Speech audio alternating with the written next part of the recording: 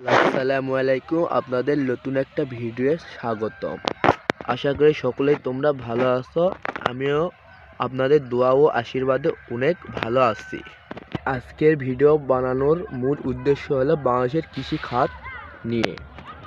বাংলাদেশের কৃষি খাতে এমন একটা সবজি চাষের অবদান উঠে আইছে যে আমাদের টমেটোর চাষাবাদ। এই চাষাবাদটা আমাদের জয়পুরহাট জেলার দুর্গাদহ বাজার থেকে প্রায় 3 কিলো দূরে আমাদের এখানকার মানুষরা এই চাষাবাদটা করে।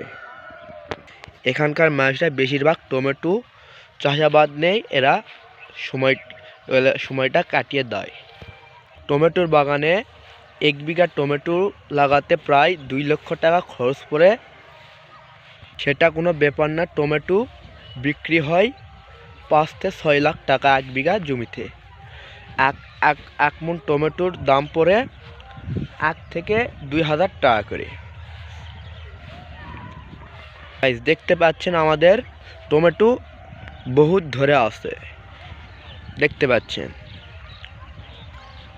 আপনাদের ঘুরে ঘুরে না দেখালে হবে না, আমি গোটা আপনাদের ভিডিও করে আপনাদের সামনে আমি দেখাবো।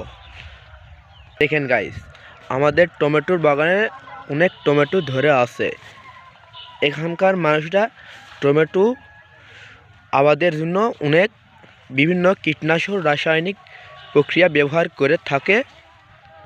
এই পর্যন্তই আমার ভিডিও যদি ভালো লাগে অবশ্যই একটা কথা মাথায় রাখবেন, আমার টিকটক আইডিতে লাইক কমেন্ট শেয়ার করবেন। আর একটা কথা ভুলে গেলেই চলবে না, আমার একটা ইউটিউব চ্যানেল খুলছি, ওই চ্যানেলে আমার সাবস্ক্রাইব ও লাইক কমেন্ট শেয়ার করে আসবেন অবশ্যই।